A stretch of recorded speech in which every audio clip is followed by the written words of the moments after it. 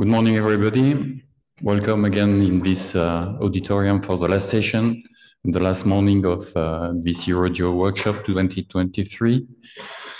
So we are starting with the first session that will discuss the feedback from the different sessions we had yesterday and the day before, and also discussing the strategic orientation of EuroGEO on the coming years.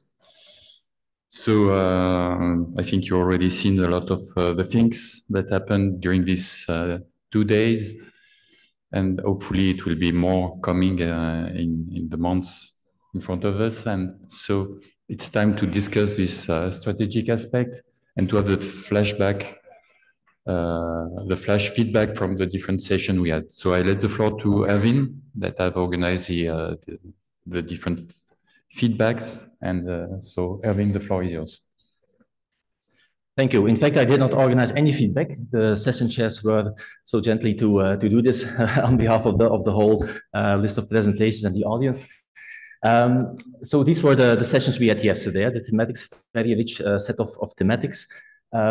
So the idea is a bit that we now listen very short to the feedback. Still, you can already come. Only 2 minutes. Very short, but make sure that the action groups will stay alive, and you will see later on from Thierry that the EuroGEO secretariat will support these. So there will be more feedback, of course. Studios. So thank you, Erwin. Thank you all. We had 2 days of discussion regarding the Agricultural Action Group, which are the barriers, which are the solutions, which are also the success stories. I will focus in 3 points. The one is the data availability. To provide agricultural services, we need to have some accurate data. So there is the issue that we do have, from the one hand, a plethora of data, a big data volumes from Earth observation, but we are missing in situ data that it will help us to develop a more accurate calibration validation framework in order to provide more accurate information. Also, there is a high cost on the computation and processing of this data. The other one has to do with the skills that required from the agricultural, the people that is working from the agricultural sector, in order not only to handle the EU information, but also to interpret this to their customers, and also to give some, to provide some added value. This is something that is missing. This is something that it could be discussed with the interoperability between different sectors, where the technical aspects are the same, but it should make some capacity building activities in order to train the people from the agriculture, coming from the agriculture. There is also some policy and regulatory issues, mainly between the European Union and other countries, as we saw from the Security project. The cross-border data sharing is difficult, but also there is some other issue regarding the security of this data, especially when we have to deal with data coming from the cross compliance of the common agricultural policy. Also, the level of dissemination of the Earth observation data and the usefulness for the agricultural sector is very low in the agricultural community. And of course, for all this, we need to engage more actively the users, either who they are, because the business models are on a very complex landscape for the agriculture, and it is not a direct way to work. It's not like there is a company that is working direct and selling the service to the farmer, but mainly is the intermediate that buys from someone else and provides. Thank you. Thank you. Next is Ippinea, who will present the urban session. Yes, good morning. I'm here to present the works of the Urban Working Action Group. Do we see the right slide? Oh, sorry. We were approximately 30 organizations that participated in the session. We had a very fruitful discussion. And one of the key points that was raised by all the speakers was that we have to invest in communication. Communication is a key component. And this can be done by means of surveys, engagement plans, activation of city-level partners and users, synergies with projects, an online portal, citizen science. These are from the presentations of the speakers. Very important is to translate the vast amount of data into information. And this can be delivered to stakeholders contributing in this way to Earth intelligence.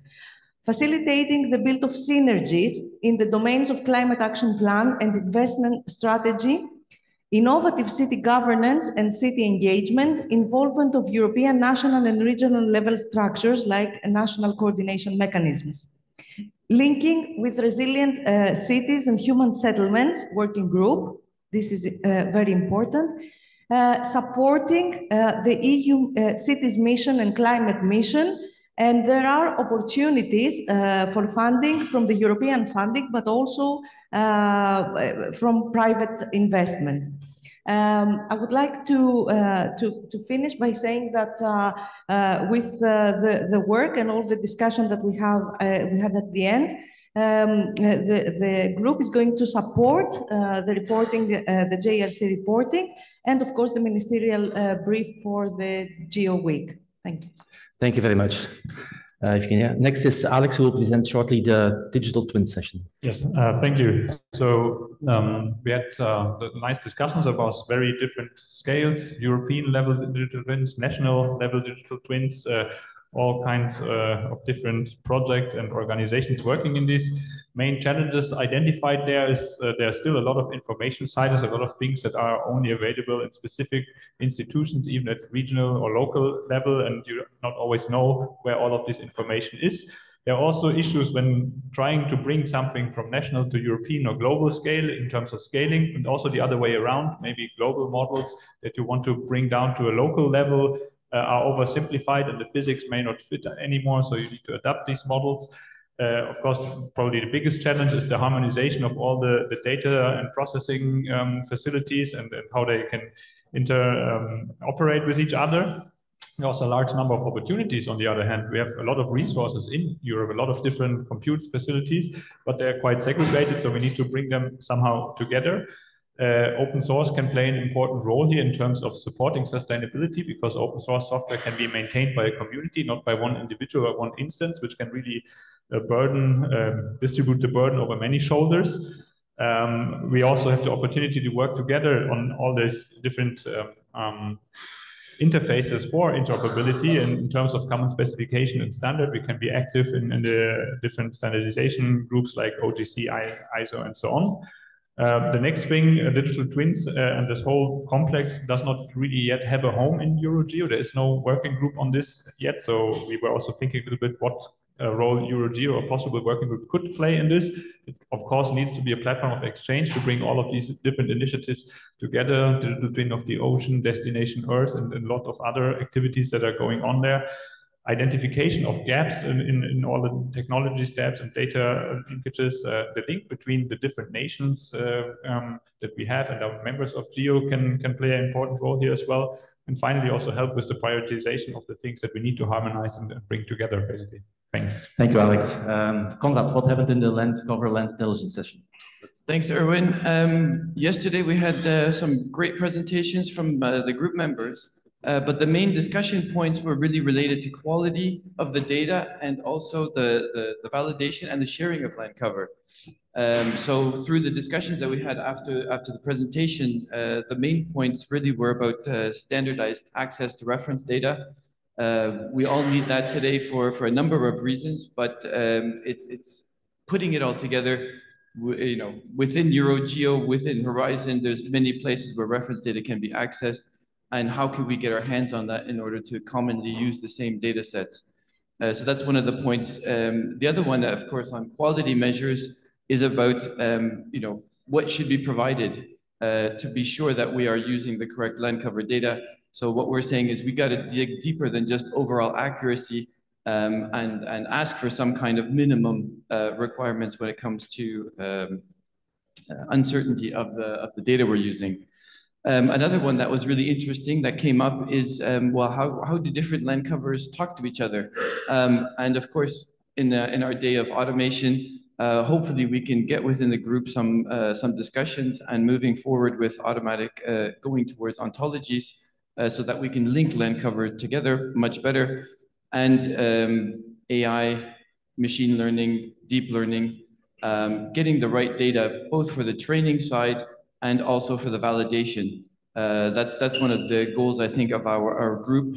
Hopefully that we can get something together and work on that.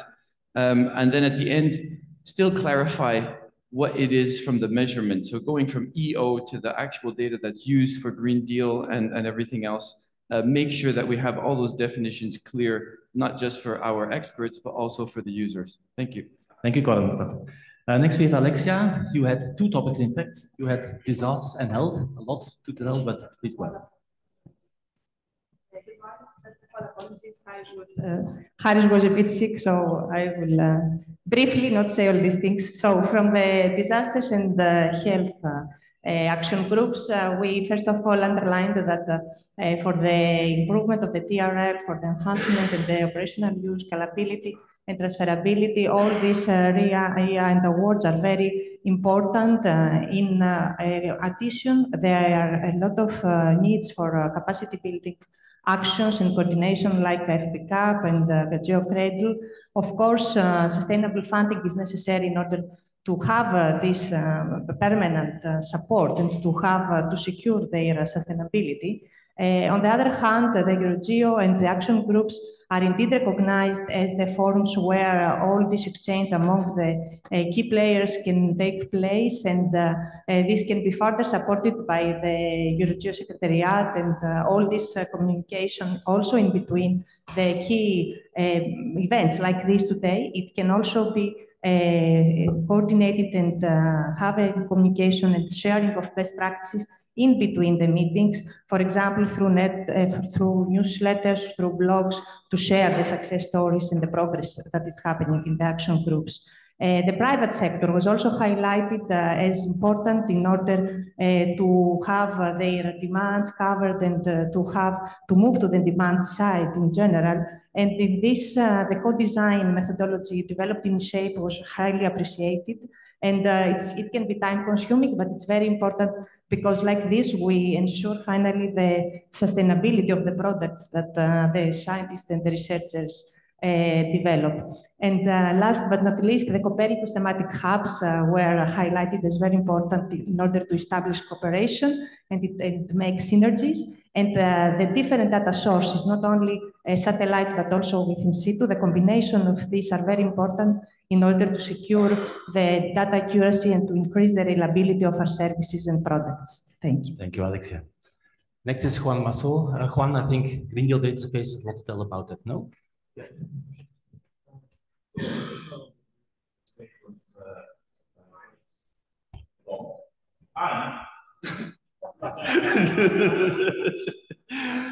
Was quite long, and we demonstrated once again that it's one of the most interdisciplinary ones, talking about hydrology, mercury, biodiversity, air quality, soil, ocean, forest, pests, etc., etc., etc. So I'm not able to represent all this talk here. Instead, I'm translating some of the final opinions that we got.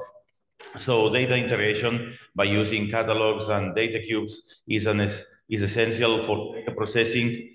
And we are continuously doing so. Data processing was not part of the data space's definition, but it seems an important part anyway.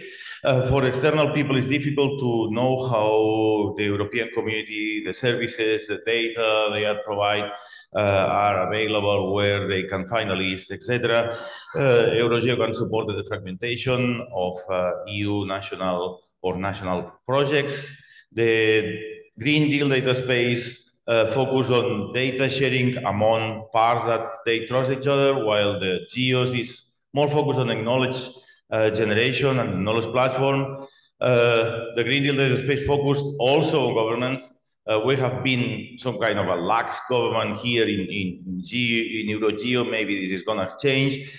The focus on the European Green Deal on, of course, the Green Deal versus the engagement priorities that we all know in EuroGEOs.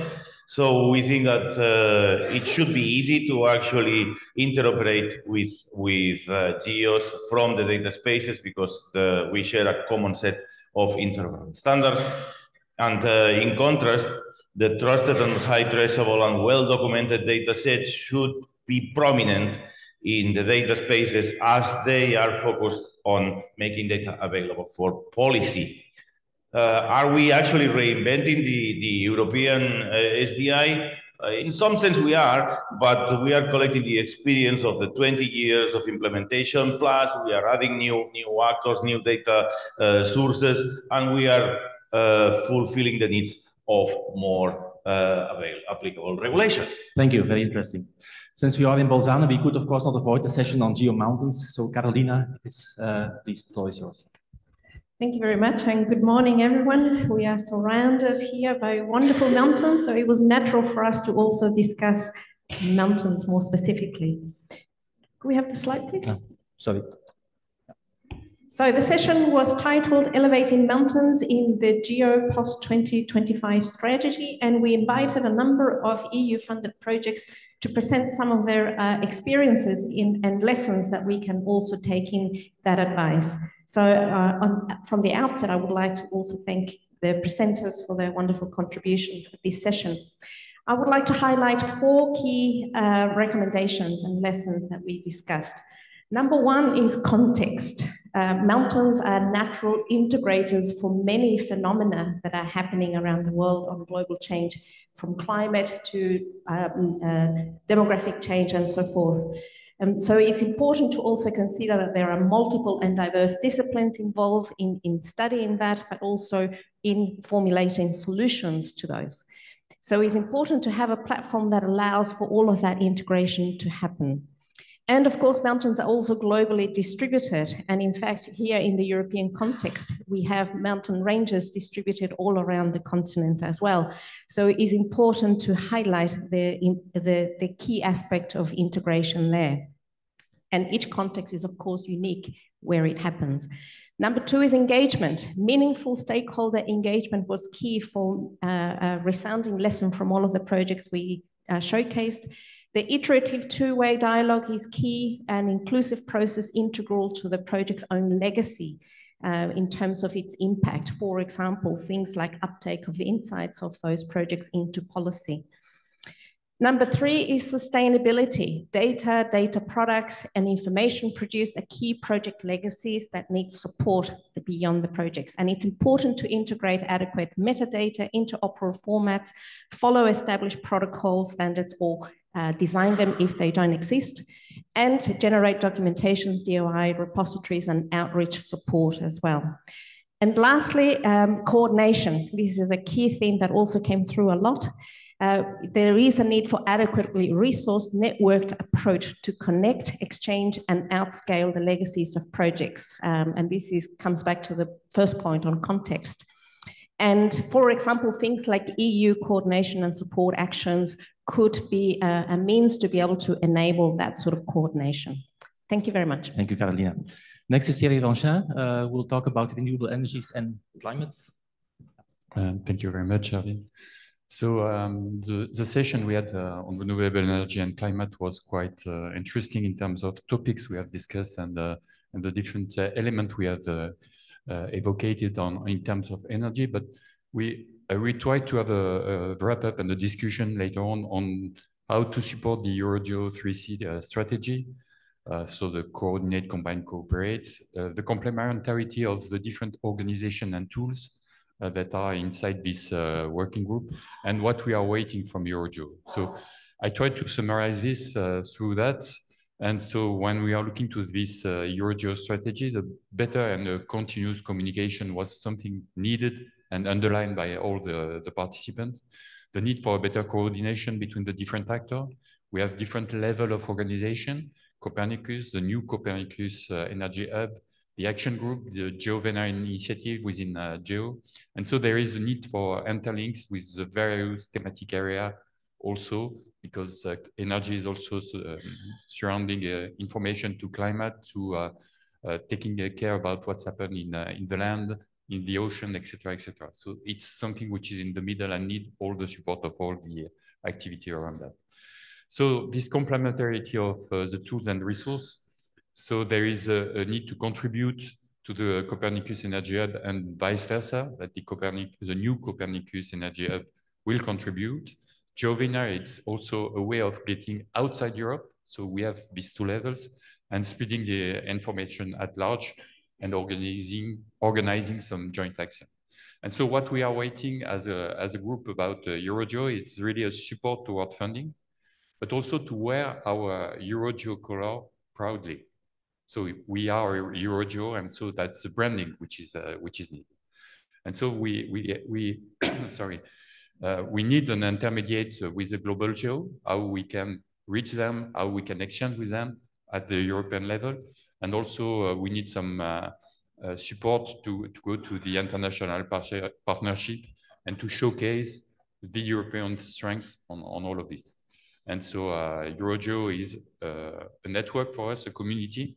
And so the link with the non-European institution is also something we need to try to organize. And it's also something like an intermediate body that can organize our community. Thank you. Thank you, Thierry. Then we move to the sessions of yesterday late afternoon. The first one was a roundtable discussion, in fact, organized by Emmanuel. Emmanuel, are you here? Thank you. So yesterday we had a session on how to boost the commercialization from R&D result. We had a very nice panel of 8 composed of the different contributors to this. So service providers with 3 companies representing a small established company and as well a large one. We had institutional representative as well with the EIC and the ESA. So who were able to share their view on the current barriers, but as well promote the awareness on the different solutions and actions they implemented. We had an investor too, which was new in this EuroGEO ecosystem. So nice to have them on board. Consulting company Evenflow, who was as well representing a project eShape, and another one project Protect. So the objective was really to shed light on the common difficulties faced by all the EO service developers in order to commercialize their solution. We discussed through 3 pillars: the barrier identification, what are the lessons learned, best practices, and share awareness on the current actions. I tried to group amongst all the different items discussed 4 paths to strengthen this commercialization. Which could be, of course, trigger for upcoming action. The first one was the market knowledge, a lack of understanding and accuracy on the market, and so the need of the different entities to better map the different actors, what are the targeted markets, and to collect more analytics on this market. A key element as well was about the operational by design. And this was really a key point for both EIC and the investor. It is important to move from the early beginning of the project, from a project point of view, to an operational vision to be delivered. So the technology is really valuable, but especially in space, the investor insisted that technology should not be a tool. Of course, we all agree on this, but a goal, but should be a tool and not a goal. Need to move from something which is local and then to scale up into something which is global by design, and then global as well in terms of impact. The showcase of value and the showcase of the benefit as well is not often enough clear and should be strengthened by the companies. And all this, in fact, need a better access to community, on long-term access to community in order to strengthen the interaction, to understand what are really the clear needs, yes, at the time, but then as well all along the project. So real access to the user community and stronger links in the long term. And then the 4th point is about the bridge with the private sector. Private sector is seen as an enabler as well to make use of all the different IPs, which currently are not used by the owners, which may be from the research or university and so on. So a lot of value there, but as well a way to identify what could be the business model for this project. Thank you, Emmanuel. Very clear. Next is Antonello, who will mention about the outcomes of the biodiversity alongside ecosystems and geodiversity session. So we explore the diverse landscape. Thank you. We explore the diverse landscape of biodiversity, ecosystems, and geodiversity research. In particular, we looked at initiatives such as EuroPaBon, GeoBon, the Geo Global Ecosystem Atlas, the pathway towards a European Biodiversity Monitoring Center, and the activity of Biodiversa Plus. Then we discussed the role of European infrastructures in assuring long-term sustainability of the research. So in particular, we had reports from Elter RI, Anai, Eric, and LifeWatch Eric. And then we had two panel discussions on challenges at the interface between geodiversity and biodiversity, different needs, different data, different time and space scales, and water cycle changes and ecosystems. What are the outcomes? The outcomes mainly are the need to integrate, connect, and federate the different actions. There are many actions on biodiversity and ecosystems. All of them are very important, interesting, but sometimes they need to talk to each other a lot, and more contact between the different RIs. I mean, RIs assure long-term disciplinary sustainability, but we need to have different RIs to talk to each other. Then we need to combine societal policy needs and requests with rigorous scientific knowledge. So in particular, identifying what are the knowledge gaps and how to fill them. And then we need a fully integrated whole system approach to these complex ecosystem and biodiversity world. Then particularly looking together at biotic and abiotic interactions. This is not always easy, and at the aspects of both static and dynamic dynamic of the ecosystems.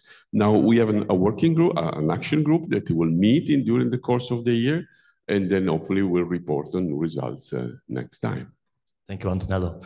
In situ is always a hot topic, as we know, and Jose Miguel will tell us about the outcomes of the session yesterday. Take this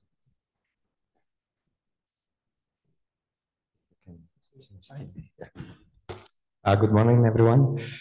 We had a very interesting discussion yesterday at the end of the day on in situ availability, accessibility, integration of in situ data. We had a very nice panel, which I would like to thank, with representatives from the users of in situ data, data providers, data intermediaries. Also, we had researchers. We have also scientists working with citizen science data. We all discussed, and it appeared in all the presentations, all the different barriers that exist when sharing in situ data. We have heard also in some of the other flash highlights of the other sessions. I mean, the barriers go from lack of awareness about the value of sharing data to the need for having recognition in using and sharing in situ data, also national institutional policies. And there are, of course, as well, technical challenges when sharing in situ data, interoperability, and so on. So we wanted also to discuss during the session what could be the role for EuroGEO in this context. There were many, many ideas. We didn't go all the time in the same direction, but some of the issues or some of the elements that we discuss are those you can see on the slide.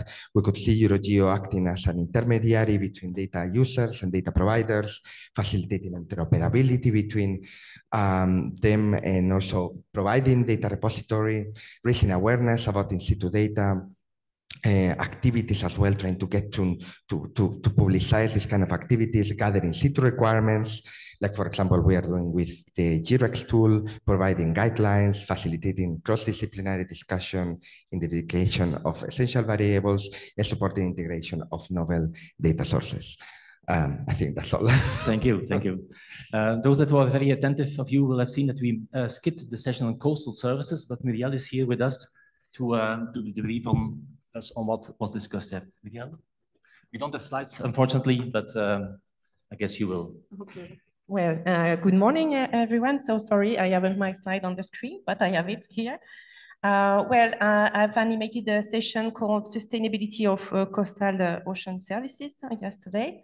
What I would like to say first is that for me, this workshop highlight the fact that communication, bridges between the different initiatives is very necessary.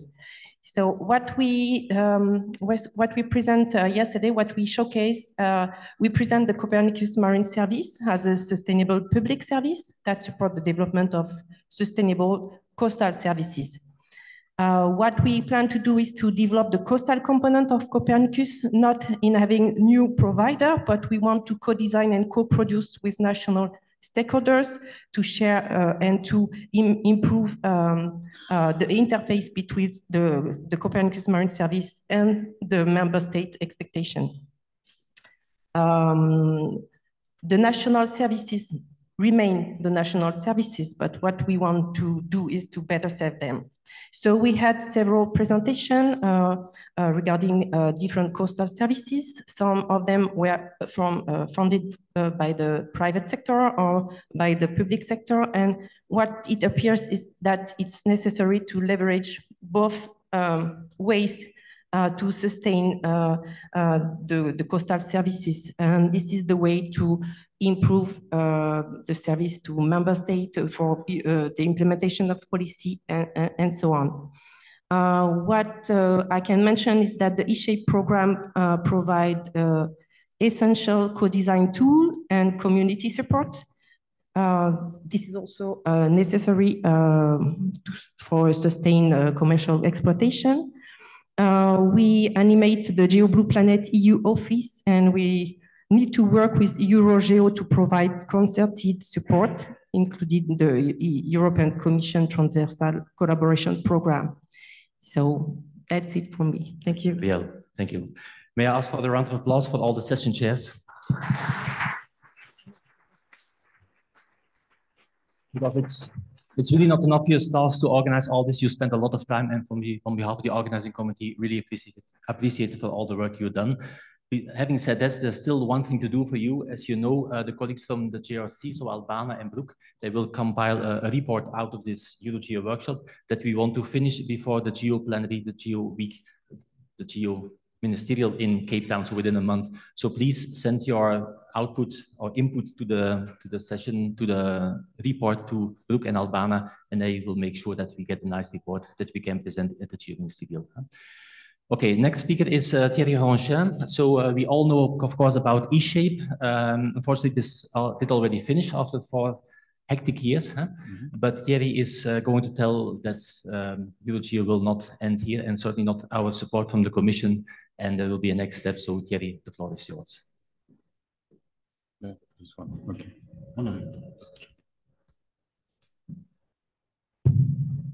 Okay. Thank you. Thank you, Arvin. As you know, we are, you can use this one. Huh? Okay, great.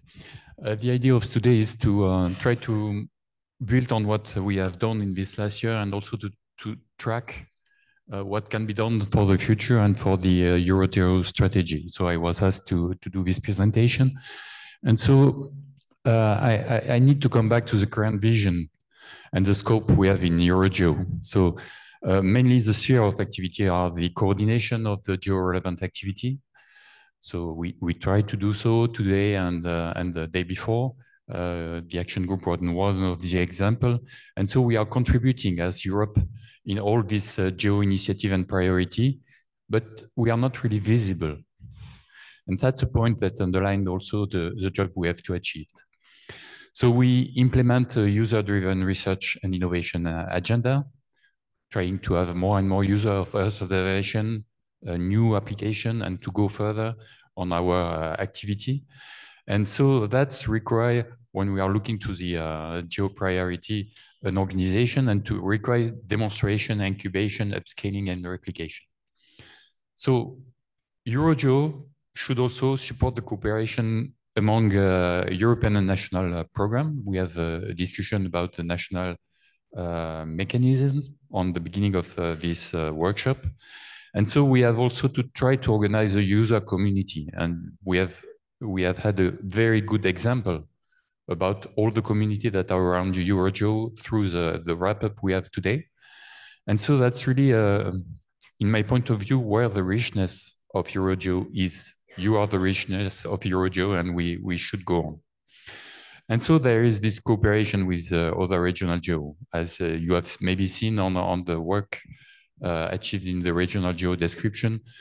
Each region choose dedicated point and wish to share that application and way of working.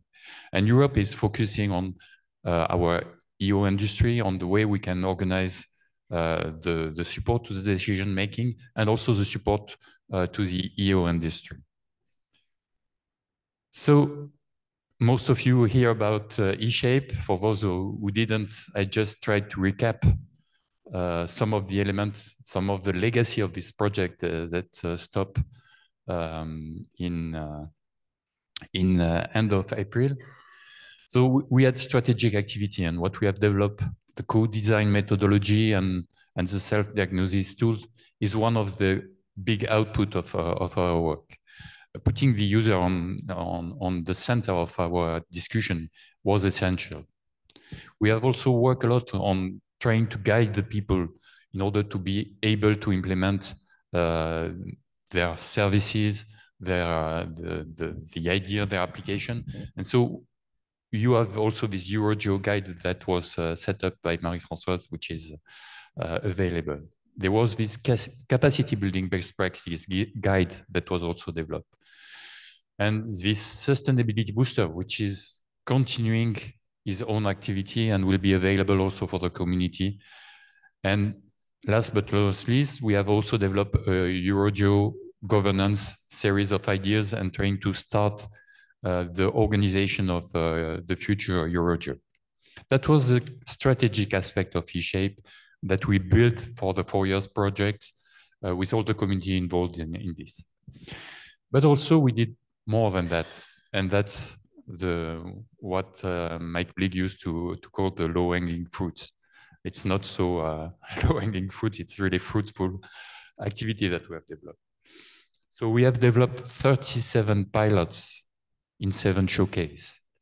We have developed a tool that allowed to develop the Fair and Geo principal assessment, a data management tool that will be soon available on the web, I think in next year. We have developed EO maturity indicators. How can we assess and support countries to evaluate the maturity of who they are, where they are situated in the world of Earth observation? We build from the technical readiness level toward a pilot exploitation readiness level, including not only the technical aspect, but also the management, the team, and the organization behind. So it's nice to have some level of technical aspect evaluate, but we need more to be able to understand if something is viable and will continue on the long run. We develop also an onboarding process.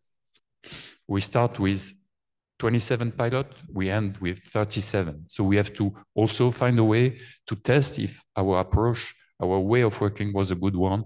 And that was something we did through this onboarding process. And also we developed socioeconomic value studies of the Earth observation. We select some domain, and so it's replicable, of course. We developed this innovation and IP office, trying to support you when you are going to the market or going to the sustainability of your activity in terms of innovation and intellectual property. This market trend observatory, and also this position paper that we discussed last year in Athens, and also all the communication and dissemination. What I saw in the different sessions during these 3 days was impressive. In each of the room, I hear about E-Shape. So we did a great job showcasing and trying to explain what we have done. So it was really a sandbox. And the idea was to test all the idea, all the things that can support a EuroGEO organization on the long run. So what we learn about that, because we have achievement, but we try also to take a step back and to understand what we have to understand about that. So Earth observation sector is really technocentric. With a co-design approach, we change the game. The people understand that if they put the user in the middle, then they have somebody who take care about what they are doing, what is of interest. As a researcher, I used to develop my research and I take care about the user after. Now it's the way, it's on the other way that we should think. Really start with the user and be sure that what we try to develop, what is our interest, can be a place where we can meet together and build an ecosystem. It's much more, it's really a strength if you do so. And that's a big lesson for us. The JAS offer, so it was a time where we talk much more about the JASs, the data access system, data and infrastructure access system. So that was really complex. And there was a support given to them on the usage and the negotiation and the technique and what's happened now.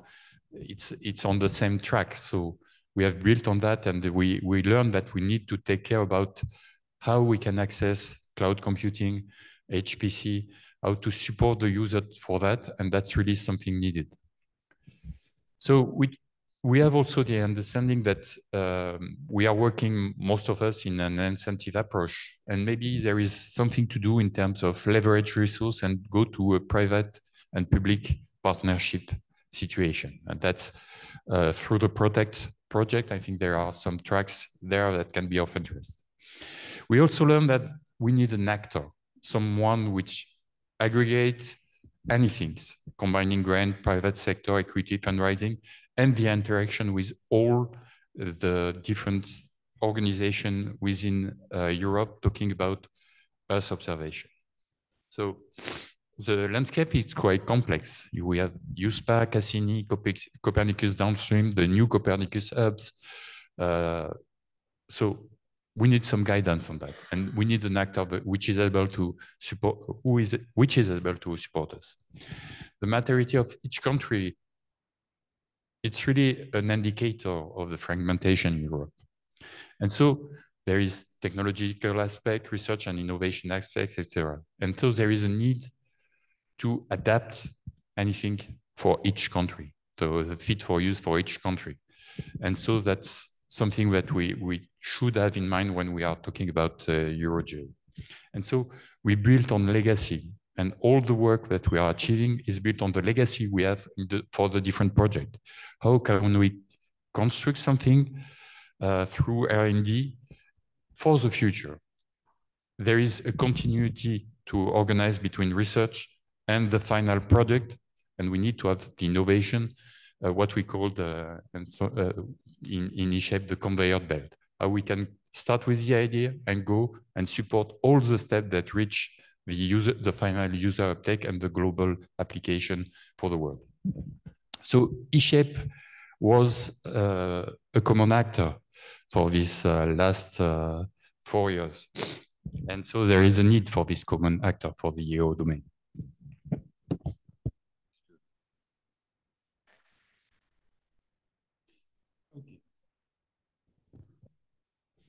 So let's think about the future now. What we need is really to shape EuroGEO as an engine for the growth of the EO sector and for the growth of the European capacity in this domain. So we need, as EuroGEO, to assume this multifaceted role. So we have to strengthen the geo-related coordination mechanism of Europe and at national level. So we have to build on the legacy, on the EU investment on the last year in all the geo activity. Who of you is able to say how much effort was put on geo since the beginning by Europe? I think nobody. So we have to do this and to evaluate what was the support of Europe to geo, and also to showcase it. There is this needed to really be visible within geo. So we should ensure that the dissemination and the replication of the best practice that we have introduced is still continuing. We have also to reinforce the support to increase innovation and space application development. That can be done through the collaboration among all the actors of this value chain, in order to drive the development of application. And the user should be here also and should continue this conveyor belt approach that we developed in order to be sure that we reach with and for the user the final impact we want to have. So that's really continuing on putting the user on the middle and to be sure that he is here. So we have also to reinforce the EO data ecosystem within Europe. We had this series of presentations talking about data in anywhere. And so there is also this promotion of the FAIR and GEO principle that can be also added on this. We have these different working group and action groups on the data space. Johan presents something about the data space, and there are much more to do. The in situ activity that was showcased by Jose Miguel was also of importance. And there is a place maybe for something like an action group talking about data and in situ measurement and so on and so forth. So something that we can replicate at the European level and that we can really build on.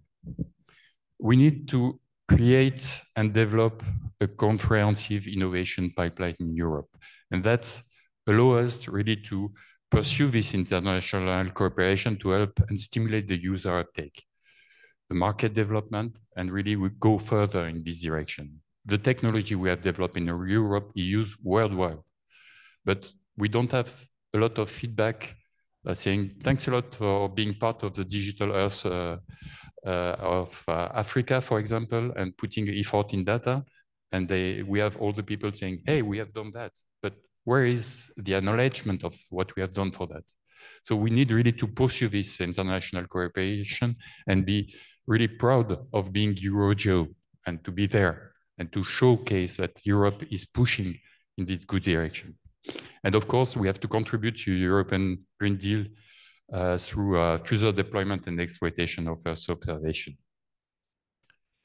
So when I come back to eShape, we had some concluding remarks and recommendations on the fact that we should assume the role and the governance structure to support the execution of all the activity, all the things that you put in EuroGEO.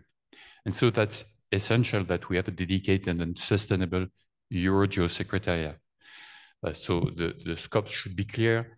We should have a bit of budget to allow the progress and all the dimensions of EuroGEO.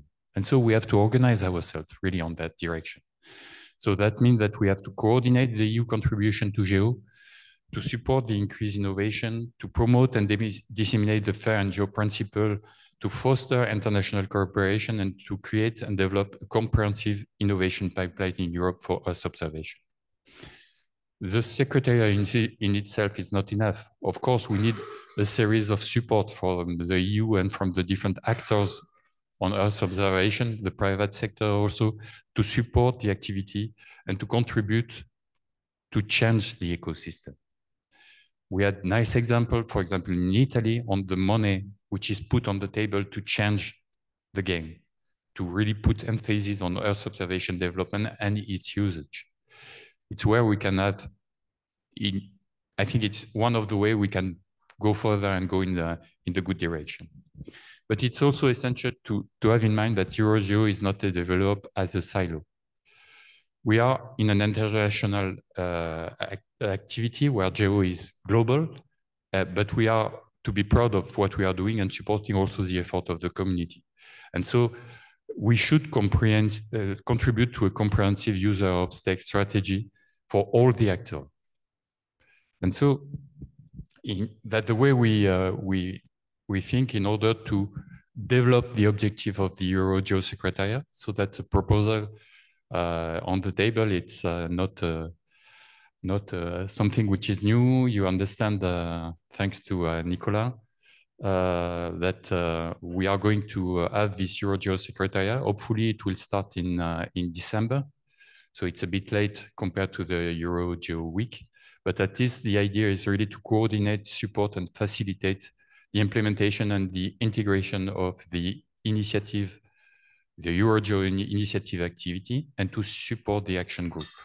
You are key in this activity. We are key, because we are also participating as actor on these different action groups. We have to deliver an evidence-based framework to support the prioritization of research funding in Europe. So your feedback, your analysis, your gap analysis, your challenge, the thing that you have in mind that will support the development of the EO sector is essential. And what you did during the action groups today is essential to go further and to develop something that will support the EuroGEO initiative and the EO sector. So the support of the planning, execution, and monitoring of the EuroGEO implementation plan is key also on this secretariat. We have to revise it. You know that the GEO work program is under revision and there will be a new 10 years period. So we can put some effort on that and to have really a contribution to the GEO strategic plan. It's already the case. Some of the elements that you have in the new strategic plan of GEO came from Europe. And you can be sure that we push on this direction. And so we should also assist the development of sustainable concept toward ensuring long-term operation of the EuroGEO initiative. So we are here for a long time and we have to push really on this direction. So that's somehow what we will try to organize and the way we will do it. So you have this governance part, of course, with the European Union, the high-level working group and the link with GEO, the implementation plan monitoring activity, but the action group and the stakeholders that are key, that will support a lot of the information and the different activity we will have on this. The Observatory of Research and Innovation to identify the next step, the new challenge, the gaps, where we can support the research and innovation toward a better activity, and the series of support service that we are going to set up. So how we will reach this? With you. And we are EuroGEO, and EuroGEO is ours. So be proud of this, and your commitment and participation is essential. Thank you very much.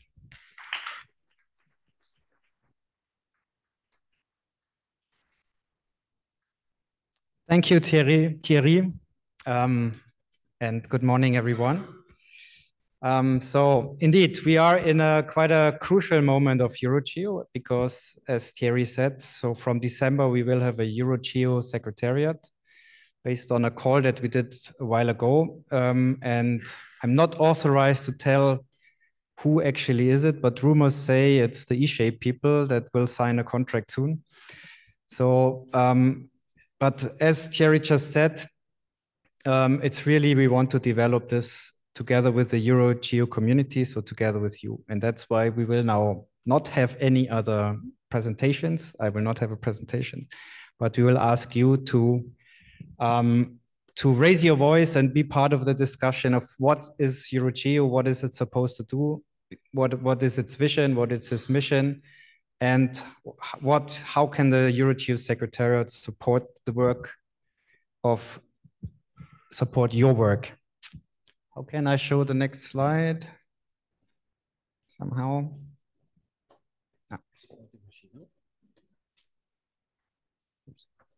Here, hidden.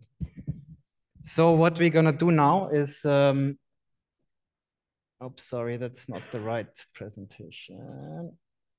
No, that's not the right presentation, I'm sorry.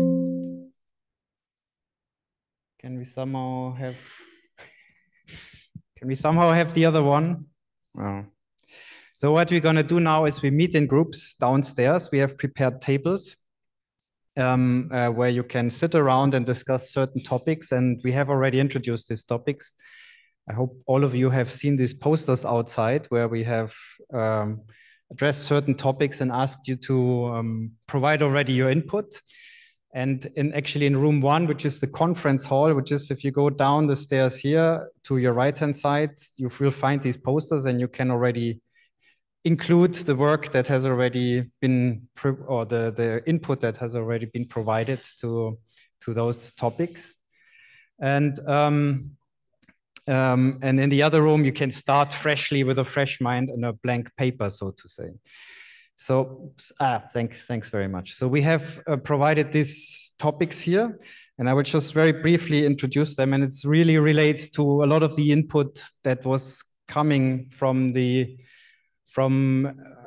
sessions we had yesterday, which were actually really amazing. And I was very impressed by all the stuff that was presented there and all the work that was done. And also from what Thierry just said related to EuroGEO.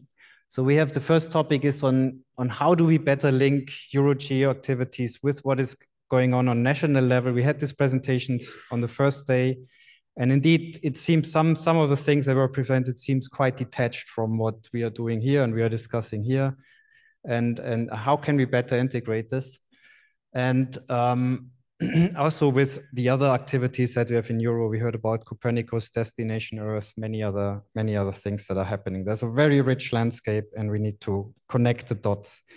Then the second is how do we relate with GEO? So how do we relate on the global scale? I will not go in much detail. I don't want to talk too long. So the third is on, and sorry, I should tell. So the first one is Alexia and Harris. So in the one room, Alexia, and the other, actually Harris is sick. So it's Francesca who will facilitate the discussion. Second question is Marie-Françoise in the room 123 and Lionel in the other room. Then the third question on thanks. What are the research activities that we should develop to evolve EuroGEO? It's with Nicola in room 123 and Fabio in conference hall, Fabio Venuti from ECNWF. Then key elements of the strategy governance. How do we link or also really ensure the whole community is involved, the private sector is involved, the users are involved, and into a strategy, and also how do we really ensure the engagement of these people to also sustain the activities of EuroGEO and the EuroGEO secretariat. So that's with Nicola in room 123 and with Gael in the conference hall. And the fifth question on user involvement, co-design, private sector engagement. So how to really engage with these stakeholders with Albana and Emmanuel. And finally, operationalization and commercialization with Lev and Brooke. Brooks will partly be replaced by Mark Dowell. So it's Brooke and Mark Dowell to start with. So you will need to decide which topic you want to go to in the first place. But after a first round, you will change the table and go to another question. So you will have a chance to provide your contribution to discuss two topics. At least please try to distribute on the table so that we cannot have more than maximum, I think, 10 people, maybe a bit less on each table. So if it's not your first choice, choose a second choice question. I think they're all very interesting. It's important to have smaller groups, and we really just want lively discussions there and really engage everyone to contribute. There will be a rapporteur from each of those tables, and we will ask the rapporteur to briefly give us the flavor of what has been discussed after this meeting. But we will also record these posters and all the input you provide there. And all of your input, we will really try to capture it and make sure it flows into the design of EuroGEO, EuroGEO secretariat. We'll take note of it, and also into the report that Brooke and Albana will elaborate.